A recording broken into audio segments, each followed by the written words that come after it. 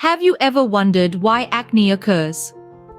This seemingly simple question opens the door to a complex world of skin health and biology. Acne, that infamous skin condition we all know too well, is far more than just an aesthetic concern. It's a common issue that affects millions of people, both teens and adults around the world. Despite its prevalence, there's a lot of misinformation out there. Some believe that acne is solely a teenage issue, or that it's caused by eating too much chocolate, while others blame it on poor hygiene. However, the reality is far more intricate. Acne formation is a process involving various factors, including sebum production, dead skin cells, bacteria, and hormonal fluctuations.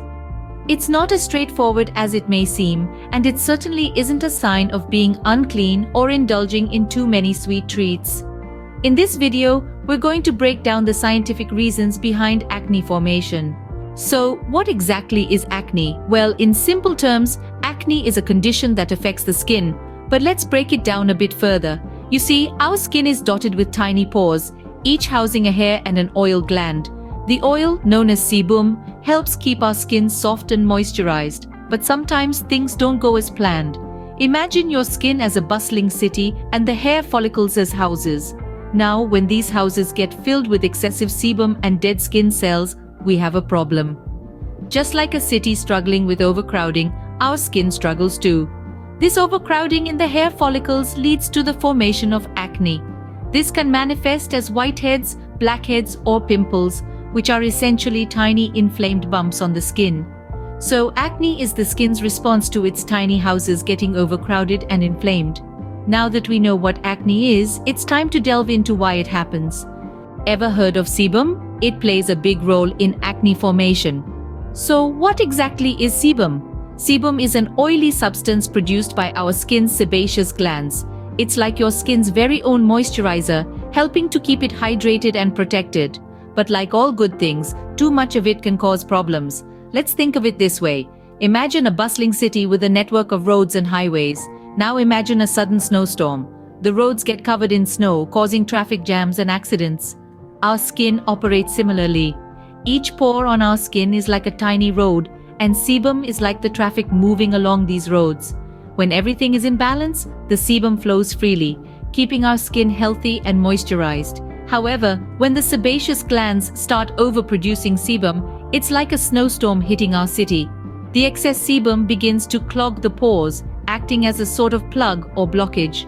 This blockage then causes the pore to swell, leading to what we know as a pimple or zit. Now let's add another layer to this. Our skin naturally sheds dead skin cells. Normally, these cells are carried away by the sebum. But when there's too much sebum, these dead skin cells can get trapped in the mix, adding to the blockage. The result? More acne. And while sebum itself is not bad, it's there to protect and hydrate our skin. It's the overproduction of it that's the issue. Factors like hormonal changes, diet, stress, and certain medications can trigger this overproduction, making the situation even worse. So, to sum it up, an overproduction of sebum can lead to clogged pores, which in turn can cause acne. It's a delicate balance, and when it gets tipped, we can end up with those pesky pimples we all dread. So, overproduction of sebum is one of the main reasons for acne. But what else contributes to it?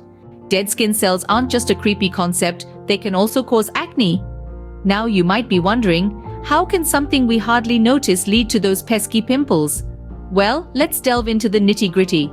Our skin is a living ecosystem, constantly renewing itself. Every 28 to 30 days, the skin cells on the surface die and new ones from beneath replace them.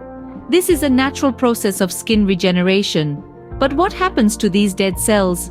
Ideally, they should just flake off or wash away. However, sometimes they don't. They hang around, clogging up the works, so to speak. Now imagine your skin's pores as tiny tunnels. When these tunnels are clear, everything runs smoothly. But when dead skin cells start to accumulate, they can block these tunnels, much like a traffic jam. And where do these cells cause the most blockage? You guessed it, right in your skin's pores. This is where the trouble starts. When dead skin cells clog up your pores, they trap sebum, that oily substance we discussed in the previous scene. This trapped sebum then builds up, leading to inflamed skin and voila, acne. So what can we do to prevent this? enter the hero of our story, exfoliation. Regular exfoliation helps to remove these dead skin cells, ensuring they don't stick around to block your pores. It's like having a dedicated traffic officer, constantly keeping your skin's highways clear. But remember, moderation is key. Overexfoliation can irritate your skin, leading to more problems. So be gentle with your skin, folks. It's about maintaining a balance. In a nutshell, dead skin cells are one of the culprits behind acne. They can block your pores and trap sebum, leading to those unwelcome breakouts.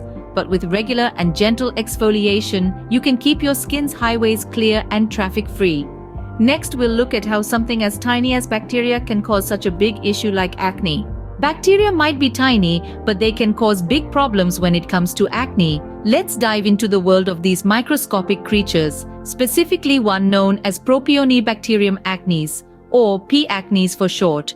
This bacteria is a normal resident on our skin, and most of the time, it lives there peacefully, without causing any trouble. However, things can change when our pores get clogged with sebum and dead skin cells. This creates a perfect environment for P. acnes to multiply and thrive. The bacteria feast on the sebum, and as they grow and multiply, they can trigger inflammation in the skin. This inflammation is what leads to the red swollen bumps we associate with acne. But how does this happen? Well, as P. acnes bacteria break down sebum inside a clogged pore, they produce byproducts.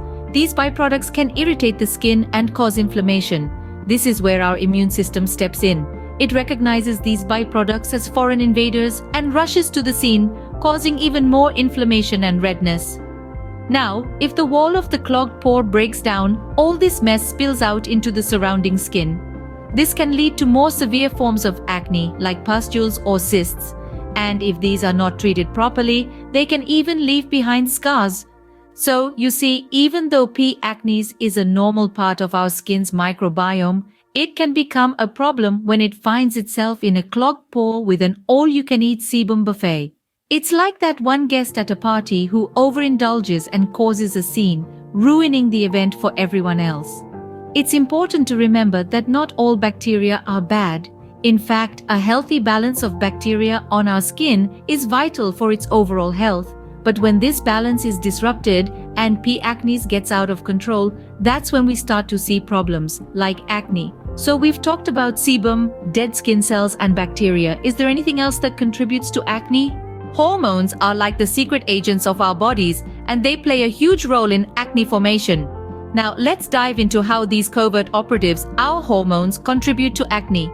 You see, during certain phases of life, especially during puberty, our bodies undergo a surge of hormonal changes. This hormonal whirlwind can often be the root cause of acne. So what's happening here? Well, the hormones that increase during puberty are known as androgens. Androgens, including testosterone, kickstart a series of reactions in the body. One of the most significant effects of these androgens is that they cause the sebaceous glands in the skin to enlarge and produce more sebum. Remember sebum from our earlier discussion? It's that oily, waxy substance that helps protect and hydrate the skin.